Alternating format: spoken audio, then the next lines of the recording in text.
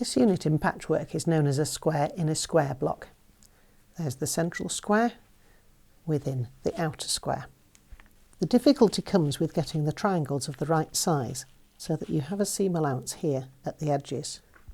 And this means that when we then stitch in another piece on the side, we get the point in the correct place. A common mistake is to make the triangles on the edges the same size as the square underneath. But if you do this, then you end up with the point right at the very edge of the partly completed block. And that means that when you stitch anything else on, of course you cut the point off. So in fact the triangles need to be made slightly bigger than you might expect. You can see on this one, there's the size of the triangle,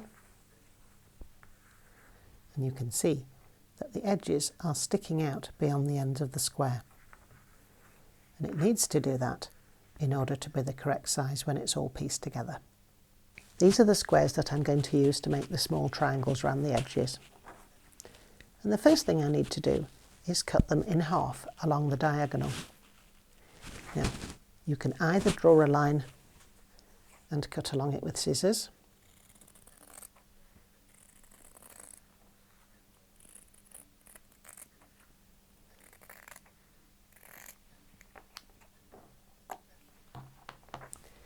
or you can use a rotary cutter and just put a ruler from corner to corner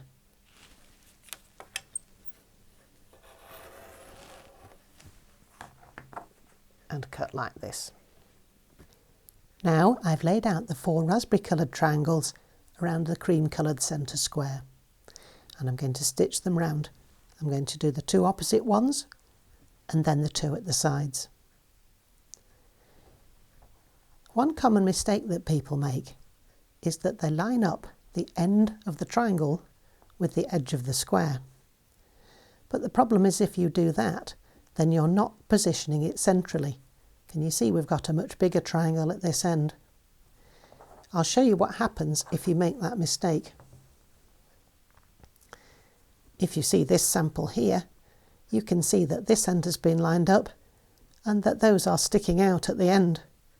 And it makes a very strange shape. It doesn't make our square in a square properly at all. We've got at the edge of the square, that's here, we've got a discontinuous seam allowance, and if we stitch through that point there, we'll end up with a raw edge right on our point, which won't be suitable at all.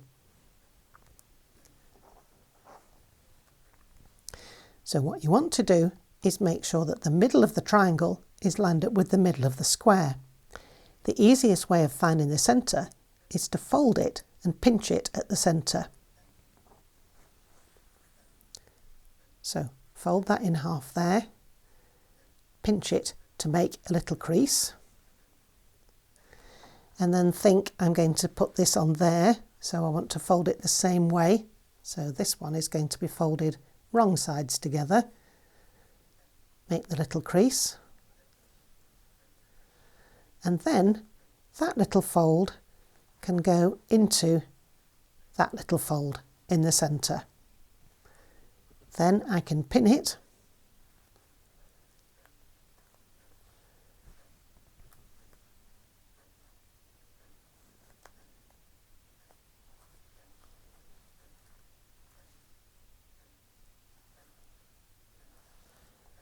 and now I'm ready to stitch that seam in the right place. In fact, I usually do the opposite one at the same time. So the same way, fold the square, pinch to make a little crease, turn it over, line up the ends, pinch to make a fold at the centre. Be careful, by the way, this is a bias edge, so you want to be gentle with it so that it doesn't stretch. And then line up the 2 creases exactly on top of each other, and again pin in place.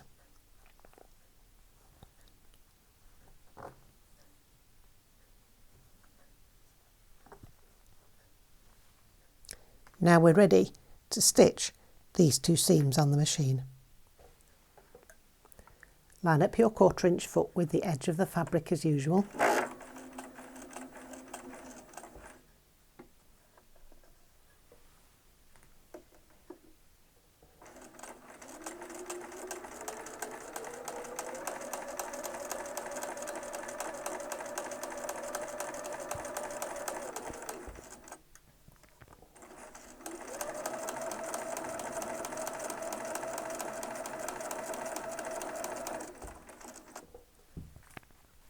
I'm using a scrap of fabric as a thread saver. This just helps make sure that threads don't get chewed up when I start again. Now we stitch the other side.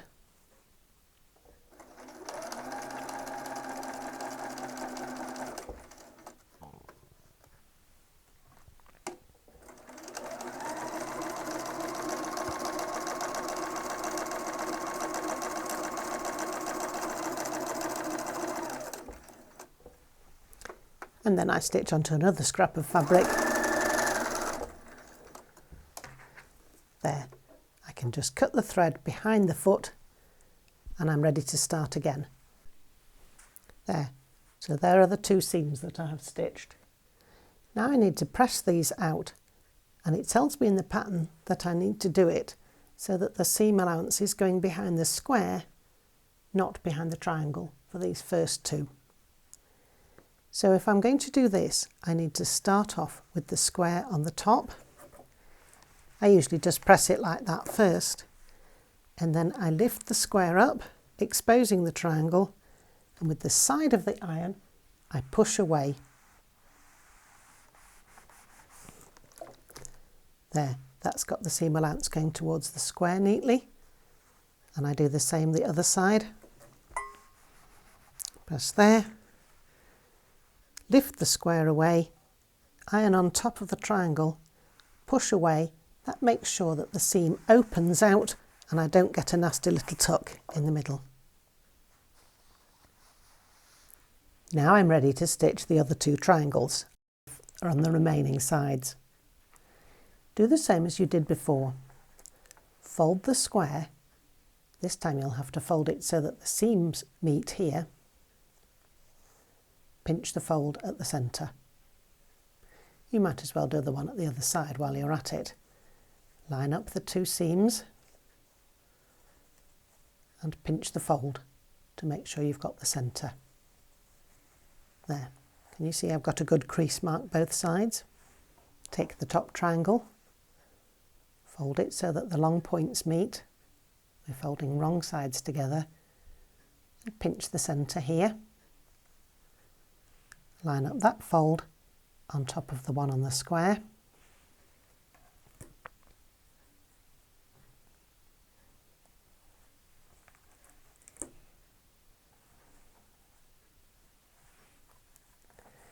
Notice how this time, because we've already done these 2 seams, the ends of the new triangle will stick quite a bit over the ends. And the same with the other side.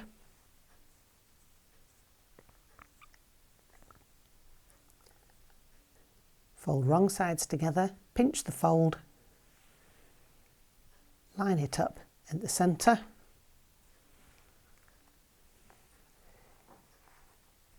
It's quite a good idea to pin it so that you catch behind this seam here to make sure that it doesn't flip as you stitch it. And the same this side here. This one's particularly prone to flipping backwards, which we don't want.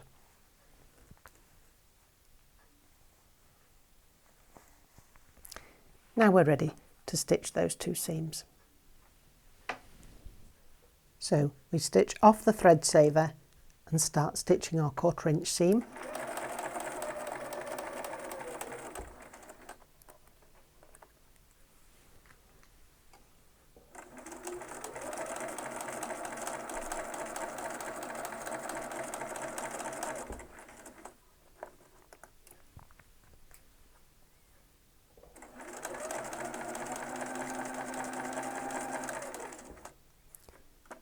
Be particularly careful when you come here. Do you remember we want the seam here to stay flipped that way? Make sure you don't pull the pin out until you've made sure that that isn't going to flip through.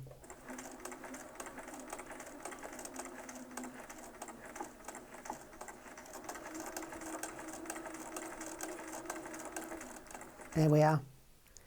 And do you notice that when stitched correctly, where the angle is in between those two, that's where the seam line comes to.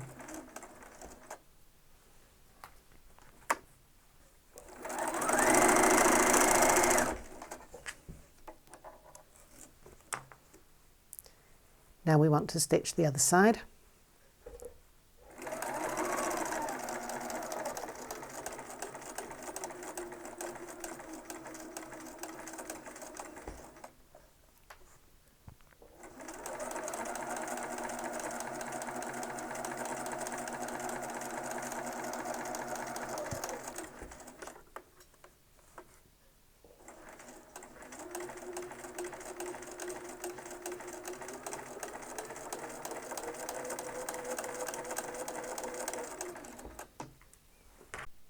Now we're ready to press it again. This time we want to press it with the seam allowance behind the triangles. There are two reasons for this. First of all, it means that on the back we get the reduction of bulk because some of the seams are pressed one way and some of the seams are pressed the other way. If we press them both the same way, we'd have a very thick lump there. The other reason is that this will make it easier to line up the seams when we join this into another bigger block, so that the seams nestle with the ones of the next unit that they join onto, which will give us perfect points. So this time, put your iron on top of the square, lift the triangle up, push away, like that. Turn it round and do the same for the final one. Lift up the triangle, push the side of the iron to press out the triangle.